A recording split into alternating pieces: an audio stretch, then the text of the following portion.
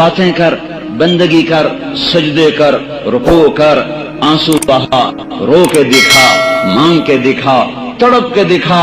بدبخت ہے وہ وجود جس پر ساری رات گزر گئی اور اس کی فجر بھی گئی، عشاء بھی گئی۔ تہجد کا میں رونا کیا روؤں، تہجد کا رونا تو تب روتا کہ مجمع نمازی ہوتا، یہاں تو فرض نماز ہی ختم ہو گئی ہے، تہجد کے رونے کیا روئے جائیں۔ میرا اللہ تعریف کر رہا ہے رات کو اٹھنے والوں کی، تتجافى جنوبهم عن المضاجع يدعون ربهم خوفا وطمعا ومما رزقناهم ينفقون كانوا قليلا من الليل ما يهجعون وبالاسحار هم يستغفرون۔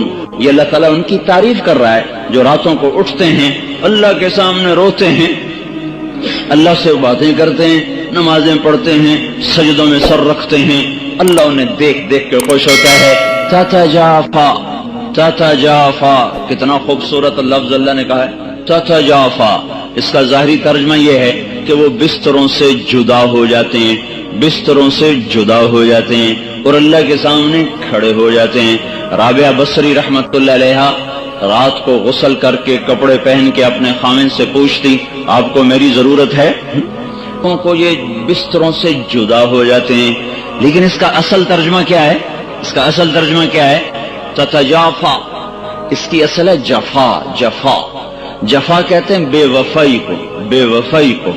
تو کتنی خوبصورت بات اللہ کہہ رہا ہے کہ یہ وہ لوگ ہیں، یہ وہ میرے بندے ہیں جو مجھ سے وفا کرتے ہوئے اپنے بستروں سے بے وفا ہو جاتے ہیں۔ بے وفائی بڑی بری بات ہے، یا تو بڑا بے وفا آدمی ہے، تو ہمارے ماحول میں بے وفائی بڑی بری بات ہے، وفا بڑی اچھی بات ہے۔ تو میرے رب نے کیا خوبصورت بات فرمائی ہے، تتجافى جنوبهم عن المضاجع۔ یہ میرے وہ پیارے بندے ہیں کہ اپنے بستر کے بے وفا بن جاتے ہیں اور میرے وفادار بن جاتے ہیں۔ جسم ٹوٹتا ہے، نیند آتی ہے، اٹھاتے ہیں، منہ دھوتے ہیں، چھینٹے مارتے ہیں۔ آپ نے فرمایا مبارک ہو اس شخص کو جو تہجد میں اٹھا، وضو کیا، مصلی بچھایا، پھر بیوی کو بھی اٹھایا، وہ نہ اٹھی تو اس کے منہ پہ پانی کے چھینٹے مارے۔ پھر آپ نے فرمایا مبارک ہو اس عورت کو جو رات کو اٹھی، تہجد کا وضو کیا، پھر خامند کو اٹھایا، وہ نہ اٹھا تو اس کے منہ پہ پانی پھینکا، پھر دونوں اٹھ کے اللہ کو منانے کھڑے ہو گئے۔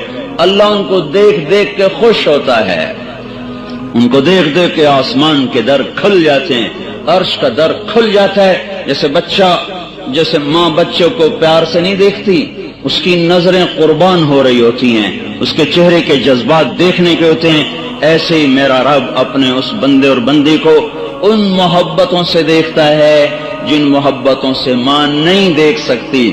70 کا لفظ عربی زبان میں ہوتا ہے کثرت کے لیے، نہ کہ عدد کے لیے۔ میرے رب کو اپنے بندے سے پیار ہے جس کا کوئی عدد نہیں، جس کی کوئی حد نہیں، جس کا کوئی حساب نہیں ہے۔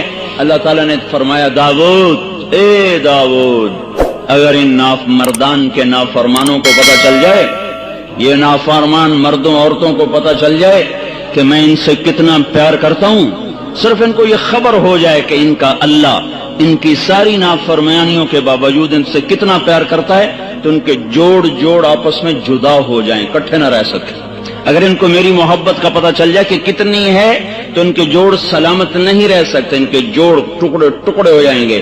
اللہ تعالیٰ نے کہا اے داؤد ایک بات تو بتا، جب میں نافرمانوں سے اتنا پیار کرتا ہوں تو فرما برداروں سے کیسا پیار ہوگا میرا، فرما برداروں سے میرا پیار کیسا ہوگا۔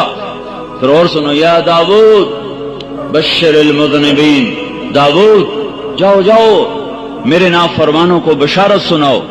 نافرمانوں کو کوئی بشارت دیتا ہے؟